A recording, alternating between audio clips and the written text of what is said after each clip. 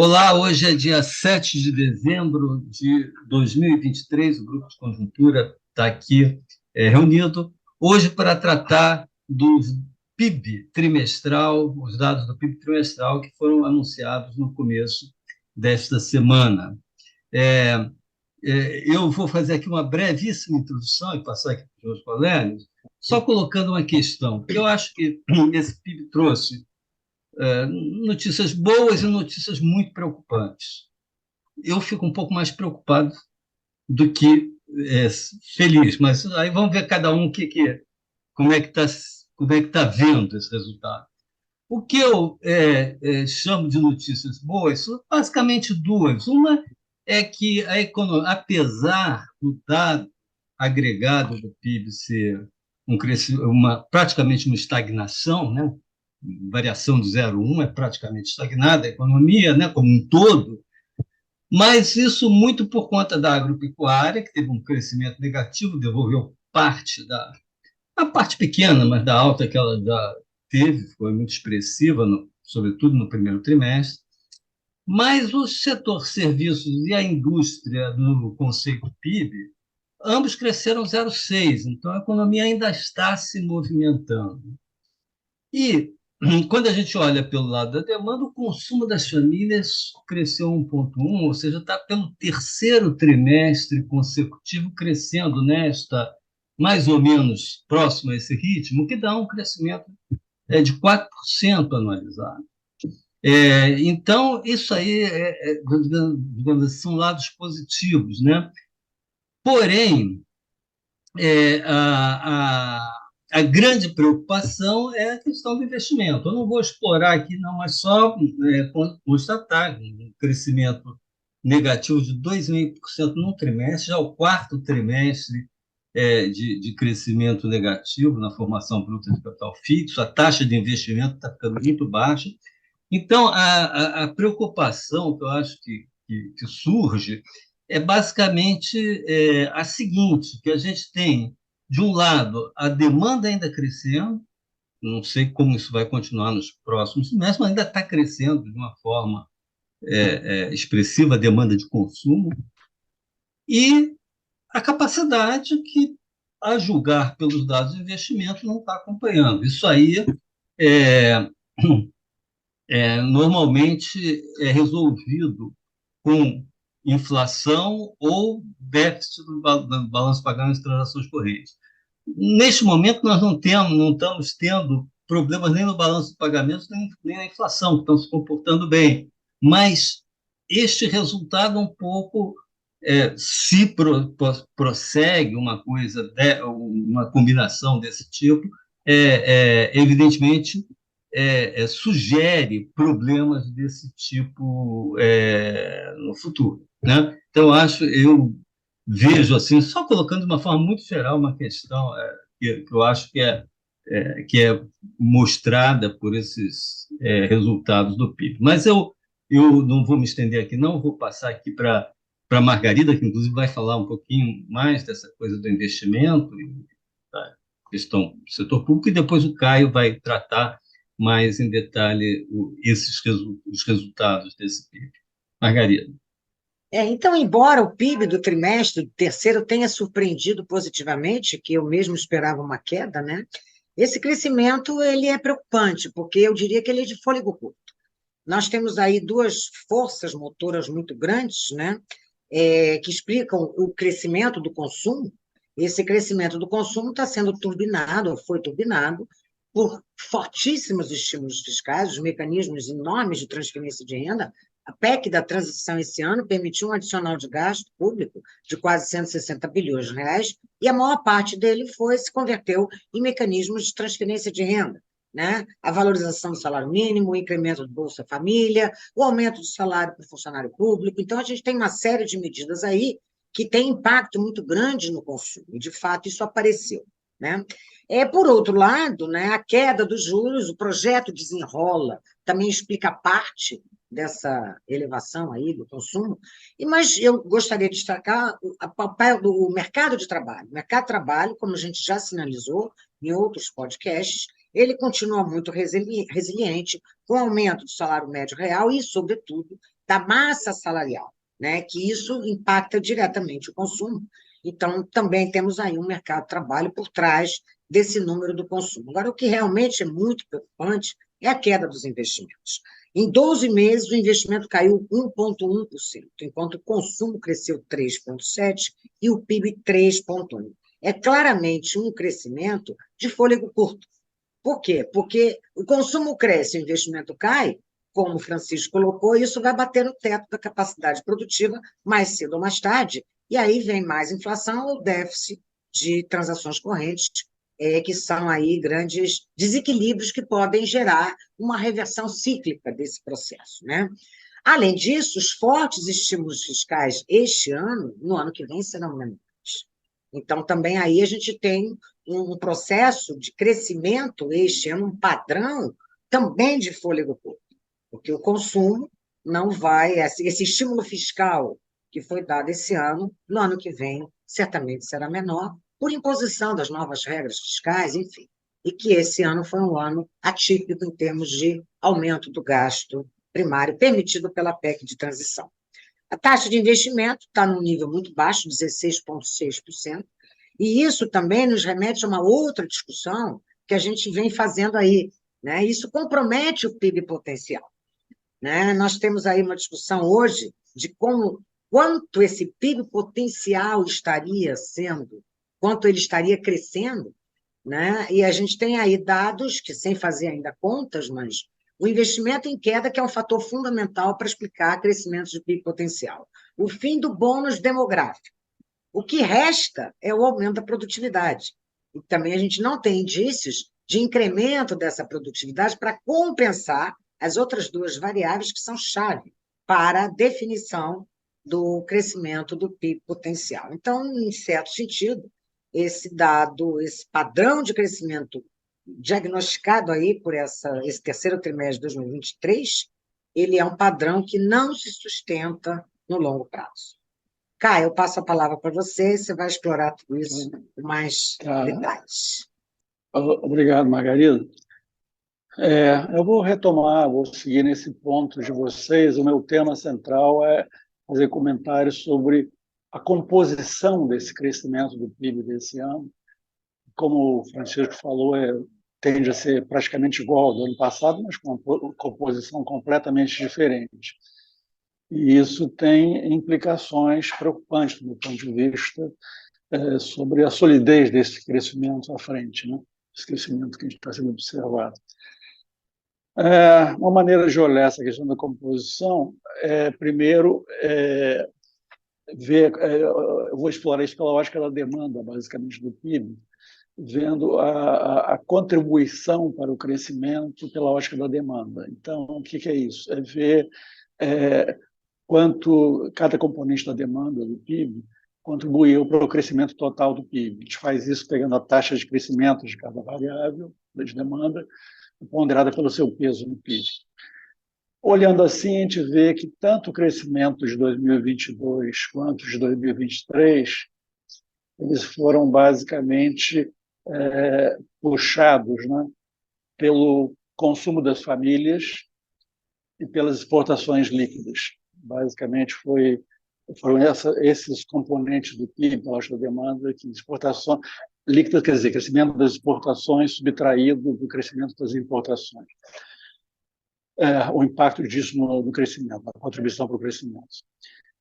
Então, foram basicamente esses componentes, mas com uma diferença bem expressiva entre 2022 e 2023. Quer dizer, em 2022, nós tivemos um crescimento do consumo das famílias de 4,2%, que dá uma contribuição de 2,5% para o crescimento total de 3% do PIB. Né?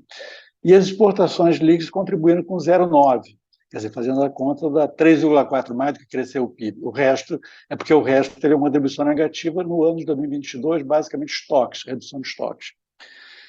Já em 2023, o consumo das famílias continua resiliente, como a gente tem destacado, mas caiu de 4,2 para 3,3 é uma estimativa minha, tá, para o ano. A gente já está fechando o ano, não deve ficar, a estimativa não tem muito como estar errada, enfim. 3,3 é a minha estimativa para o consumo das famílias nesse ano. O que dá uma contribuição por essa conta, vai dar uma contribuição do consumo das famílias praticamente de 2%, que, pelas minhas contas, vai ser a contribuição das exportações líquidas, que nesse ano, depois já vou explorar isso, subiram bastante em relação ao ano passado, por razões específicas. Então, esses dois fatores mudaram. Agora você tem um aumento muito maior da contribuição das exportações líquidas e menor, embora ainda muito relevante, para o consumo das famílias. A soma dos dois, dessas duas contribuições, daria um crescimento de 4%. Então, é porque o resto está jogando negativamente, o resto em conjunto está jogando contra o crescimento. De novo, redução de estoques com peso grande, é uma coisa a entender, mas tem um componente novo de queda, que é a formação bruta de capital fixo. A Margarida deu dado de uma queda de 12 meses, 12 meses, bem entendi, de 1% da formação bruta, mas, pela minha conta, vai se cair mais, vai fechar o ano com uma queda superior a 2%, de formação bruta de capital fixo. Então, nós estamos falando de uma contribuição negativa da formação bruta de capital fixo. Bem, examinando essas duas variáveis que puxaram o PIB, consumo das famílias de exportações, o que eu queria fazer, o que chama atenção? O consumo das famílias cresceu nos 2 anos mais do que o PIB, né? Esse é um primeiro ponto que chama atenção.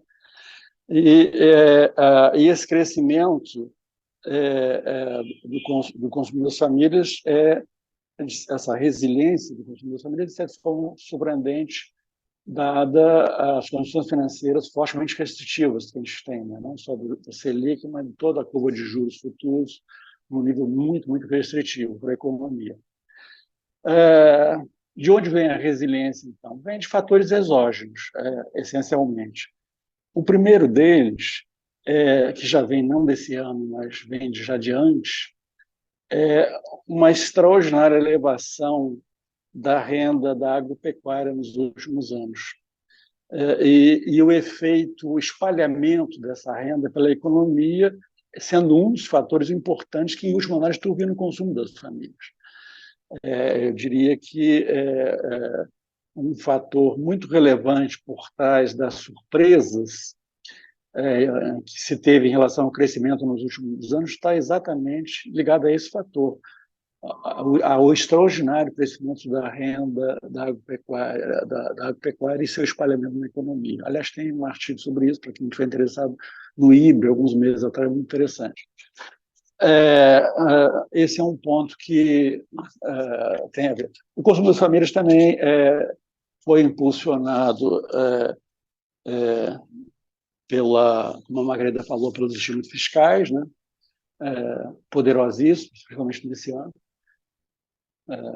extraordinariamente elevados também nesse ano. E tem os fatores que a Margarida falou, não vou voltar aí, mercado de trabalho aquecido, o aumento dos rendimentos do trabalho de modo geral, isso potencializado pela queda muito forte da inflação, que também ajudou muito o consumo das famílias, assim por diante.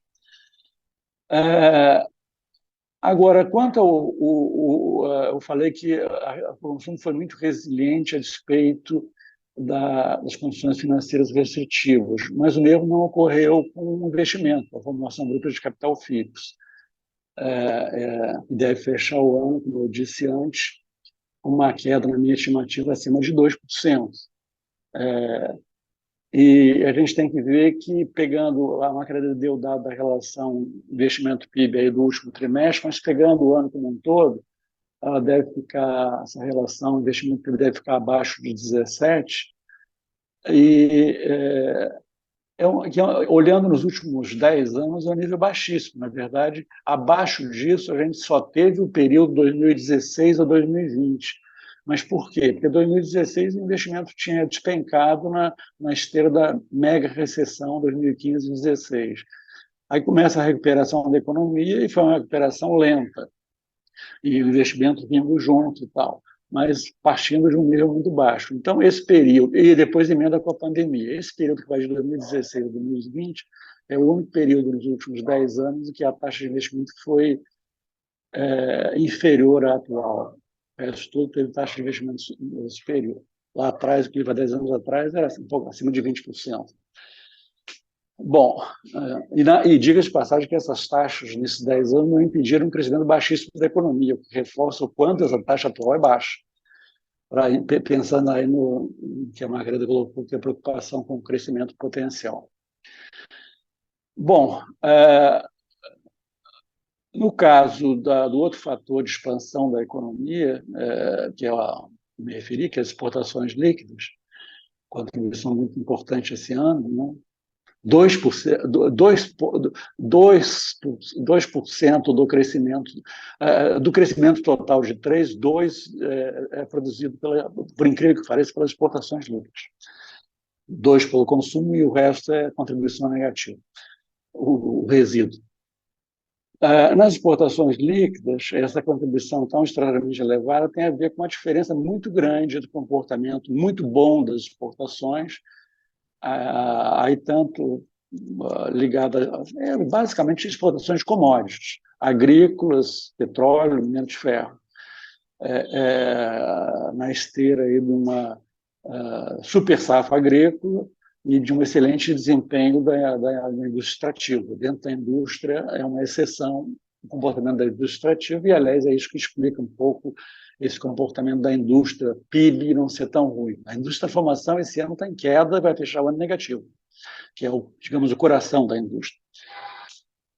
Então, as exportações cresceram bastante e as importações vão ter uma queda, vão fechar o ano negativo, uma queda.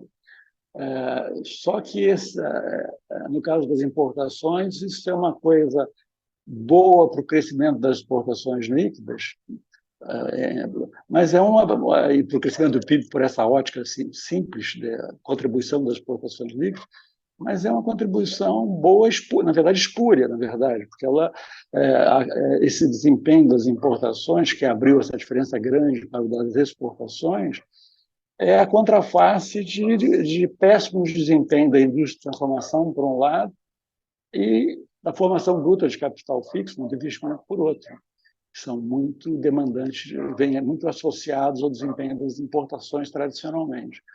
Então, é um desempenho, é um bom desempenho de forma espúria, na verdade, essa contribuição das exportações líquidas. Por esse lado, quando a gente olha as importações.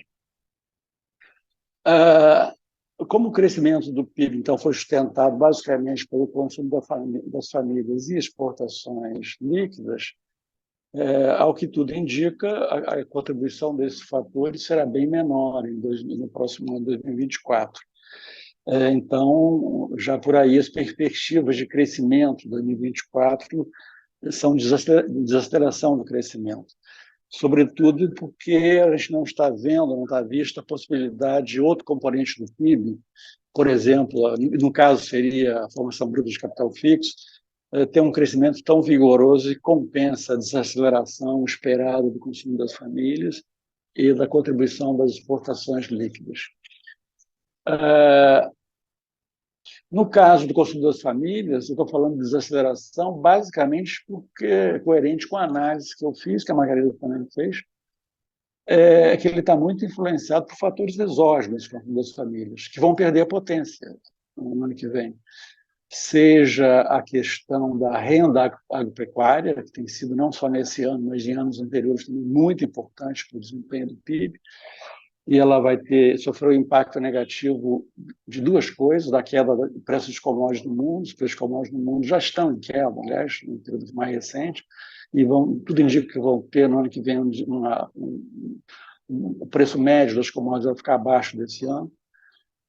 E, por outro lado, do lado do crescimento da agropecuária, quer dizer,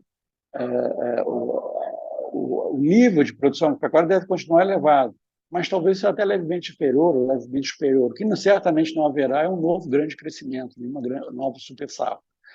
Ele tende a permanecer num nível elevado não muito diferente desse ano. Então, por aí, a contribuição, esse fator exógeno não atuará como um fator de expansão do consumo de forma relevante. E o estímulo fiscal também não, como a Margarida já colocou. Então, a gente tem que esses fatores exógenos por trás do consumo das famílias, e na minha visão, eles têm sido essenciais, eles não vão estar atuando, vão estar atuando de maneira muito menos intensa, na verdade. Então, nesse contexto de perda de importância dos fatores exógenos, o crescimento vai ser cada vez mais dependente de quê? Do afrouxamento das condições financeiras, seja da queda da Selic, sempre combinada com os juros futuros. O desempenho da economia depende da curva de juros, não apenas da taxa Selic. E a intensidade desse afrouxamento vai depender basicamente do seguinte: em primeiro lugar, do cenário externo, uma variável crucial. Então, a ver se esse otimismo recente, que se refletiu principalmente na queda das taxas de juros longas dos Treasuries, né, do Tesouro Americano, se ela vai se confirmar, que seria um indicador, enfim, de inflação em queda, juros em queda. Esse é um ponto básico. E do lado das condições domésticas, a questão para mim é a seguinte: para mim é um dado que vai haver os resultados fiscais, tanto do primário, e eu acho também que o crescimento da dívida vai ser maior que está esperando ano que vem, depois é um outro tema que a gente pode tratar outro dia, mas o resultado primário certamente vai ser frustrante. Então, a questão importante, quando a gente pensa em condições financeiras, é qual vai ser a tolerância dos investidores a isso. Isso é uma incógnita, depende de várias coisas. O resultado pode ser frustrante, como por razões A, B e C, haver uma tolerância com isso. Ou não. Então, esse é um ponto. O segundo ponto muito importante é como o governo vai reagir à desaceleração do crescimento que vai estar ocorrendo. Aliás, já está ocorrendo. Essa estagnação na margem. Como é que o governo vai reagir a isso? As pressões políticas previsíveis do governo, do executivo, vão ser por aumentar gastos e uma redução artificial dos juros. Isso é meio evidente. A questão é se essas pressões vão se refletir ou não em mudanças, de fato, na direção da política econômica. Essa é a questão. Em caso afirmativo, a tendência é que esse afrouxamento das condições financeiras necessárias para um desempenho melhor ano que vem, ou não tão ruim, acabe sendo freado. Quer dizer, vai acabar tendo, até a Selic pode cair, mas os juros futuros vão subir, o dólar subiria e o desempenho da economia, crescimento e inflação, seriam fatalmente afetados negativamente. De qualquer forma, aí concluindo, de qualquer forma, mesmo num cenário mais otimista, em que haja espaço, de fato, para uma redução relevante da Selic, acompanhada de redução das taxas de juros futuras, né, uma melhora na curva de juros, e que o câmbio fique estável ou mais apreciado, mesmo assim, as condições financeiras ainda vão estar num terreno restritivo. E é pouco provável, me parece, que o impacto expansionista sobre a atividade econômica, né, dessas condições financeiras mais favoráveis, seja suficiente para evitar uma desaceleração relevante do crescimento no ano que vem. Uma desaceleração para, digamos, nesse cenário onde as coisas funcionam bem, na minha opinião, um intervalo entre 1,5 e 2. É para isso que a gente caminharia na hipótese das coisas estarem caminhando bem. Pela perda dos fatores exógenos e tudo mais que eu falei antes. Então, é basicamente isso que eu teria a dizer. Bom, hoje ficamos por aqui e até a próxima quinta-feira com mais um podcast do Grupo de Conjuntura. Até lá.